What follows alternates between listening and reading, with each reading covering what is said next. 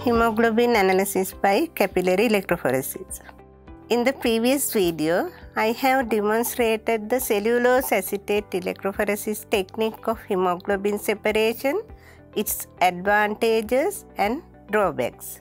In this video, I am going to demonstrate about what capillary electrophoresis of hemoglobin is and how does it work. This video highlights principle, procedure and results interpretation. Capillary electrophoresis is a powerful technique used to identify hemoglobin variants, and it is routinely used in clinical laboratories as a screening test for hemoglobinopathies. The instrumentation of capillary electrophoresis is very simple. There is a silica capillary that stands between two buffer reservoirs. Inside this buffer reservoirs, there is a platinum electrode which is connected to a high voltage power supply. Sample can be introduced at one end of the capillary while the detector is placed near at the other end. The sample valve is interchangeable with the buffer reservoirs during the introduction of sample. Principle. In order to understand the principle how capillary electrophoresis works, we need to understand two key mechanisms. The first mechanism is the electrosmatic flow, which governs the movement or the direction of bulk solution in the capillary. The second mechanism is the electrophoretic mobility, which is responsible for the separation of charged species in the solution. First of all, let's take a look at the electrosmatic flow.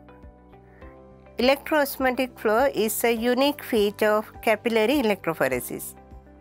By definition, electrosmatic flow is the movement of separation buffer through the silica capillary as a result of zeta potential at the solvent-silica interface.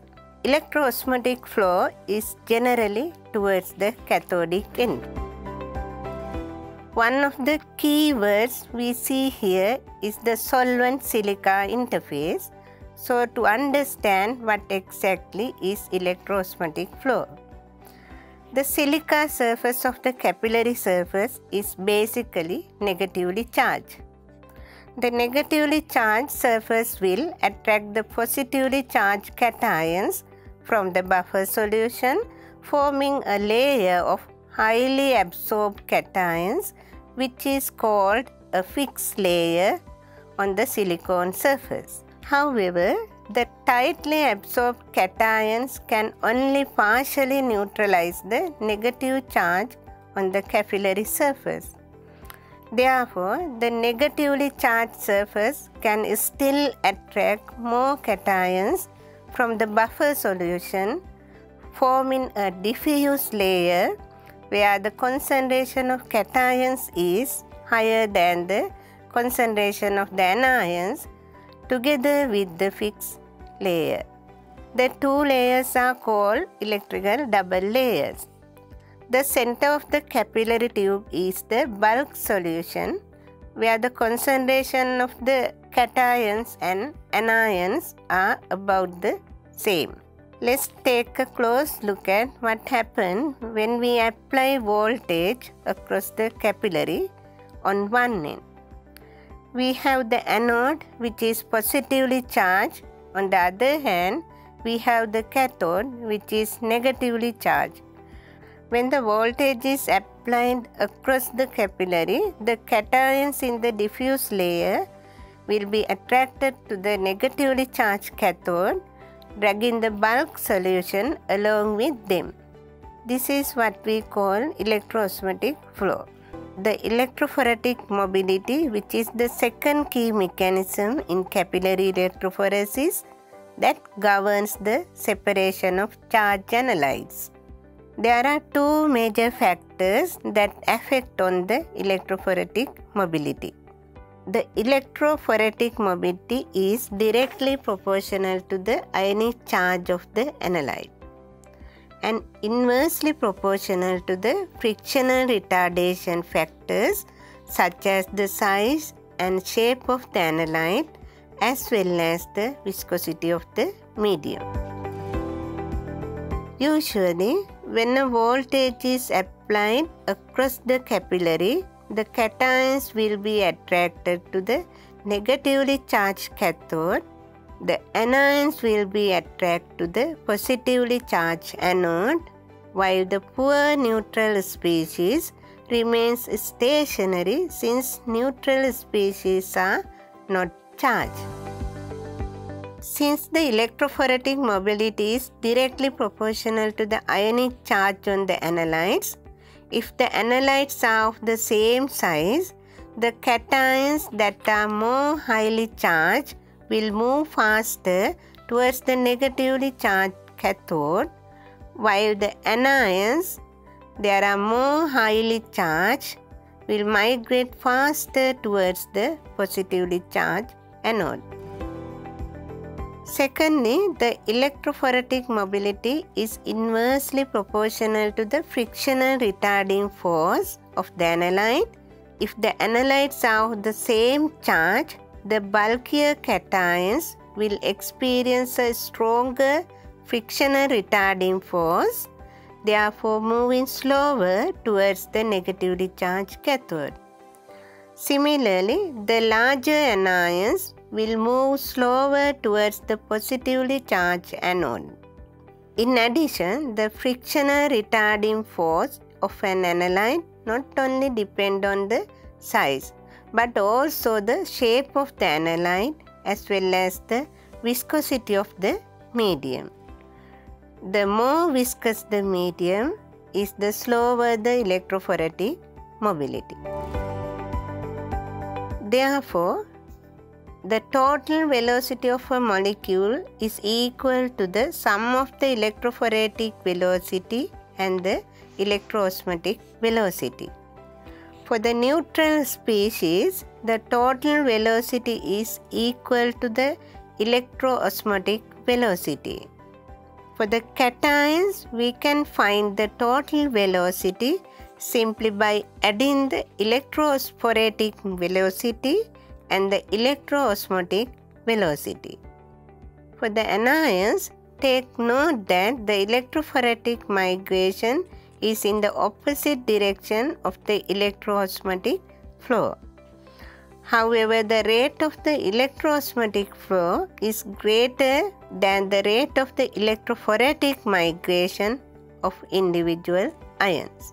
In summary, the electroosmotic flow is a stronger force than the electrophoretic mobility. As a result, all proteins, anions, cations and neutral species are carried towards the cathodic end of the capillary when a voltage is applied across the electrodes with different migration rates. With this, we have learned about the underlying principle of how capillary electrophoresis works.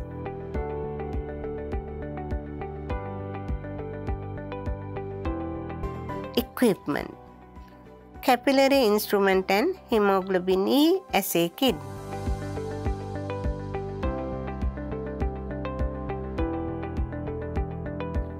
Procedure: fresh whole blood samples collected according to the established procedures in tubes containing EDTA as anticoagulant are recommended for the analysis.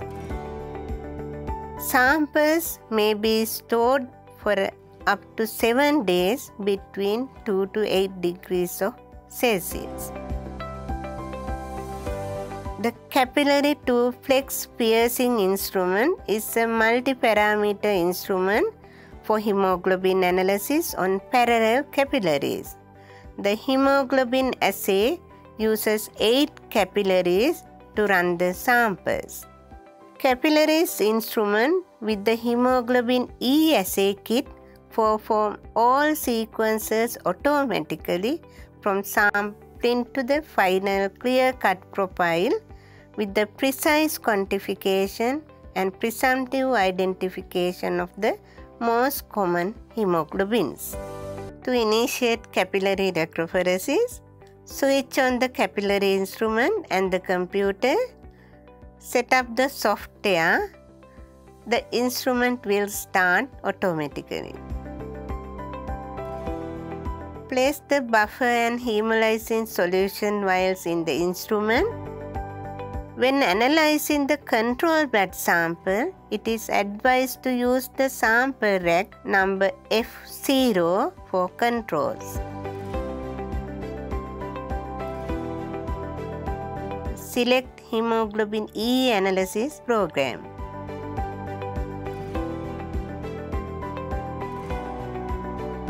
Place up to 8 capped sample tubes with whole blood on each sample rack. Position a new dilution segment on each sample rack.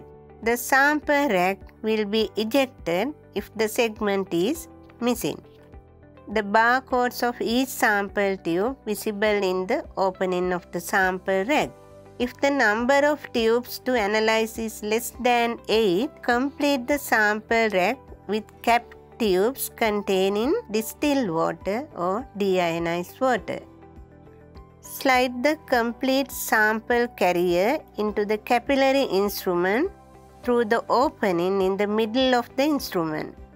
Up to 13 sample racks can be introduced successively and continuously into the instrument. Remove analyzed sample racks from the plate on the left side of the instrument. Take off carefully used dilution segments from the sample rack and discard properly. Hemoglobins are detected directly by scanning at 415 nanometer wavelength, and the electrophoretic profiles appears on the screen of the instrument.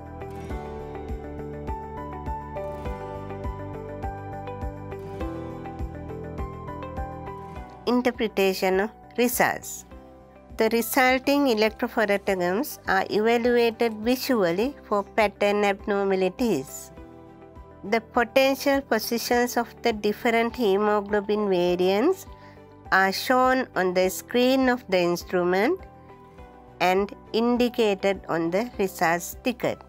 Passing the mouse cursor over the zone name displays icon information containing possible hemoglobin variants that could be seen in this zone. For each fraction, the maximum position defines the migration zone. The table in paragraph interpretation shows known variants which may be present in each corresponding zone.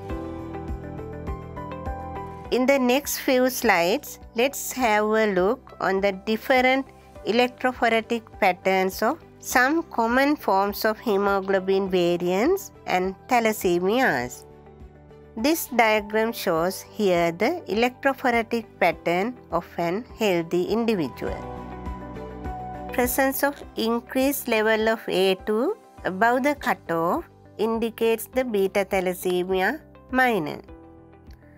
Presence of a higher proportion of HbF but no hemoglobin A indicates beta thalassemia major.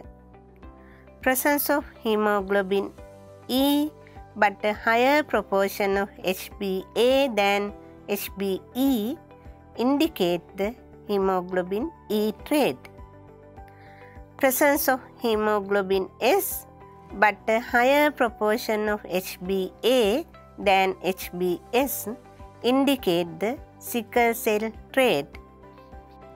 Presence of hemoglobin S and hemoglobin F in the absence of hemoglobin A indicates sickle cell disease or sickle beta thalassemia. Presence of hemoglobin C with a higher proportion of hemoglobin A than hemoglobin C indicates hemoglobin C trait. Presence of hemoglobin S and hemoglobin C both indicates hemoglobin HC disease. Presence of hemoglobin H indicates hemoglobin H disease. Advantages of capillary electrophoresis. Currently, capillary electrophoresis is the commonly used technique in clinical laboratories for hemoglobin analysis because of its simplicity, ease of operation, short time of analysis, low sample volume, ability to process large batches, high efficiency of separation, and high sensitivity and resolution compared to cellulose acetate electrophoresis. However, high cost of the capillary instrument, need of other means of identification for rare and abnormal hemoglobins other than in capillary electrophoresis profiles, and limited sensitivity and resolution are some of the disadvantages of the capillary electrophoresis. Finally, I would like to thank Dr. Abhita Begunasekara, Demonstrator, Department of Biochemistry and Clinical Chemistry, Mr. Lakshman Pereira, Technical Officer, Department of Medicine, Mr. Nuwan Wickramaphale and Mr. Samira Alvis, Technical Officers at the Audiovisual Unit, Faculty of Medicine, University of Kelaniya, for supporting me to prepare these videos.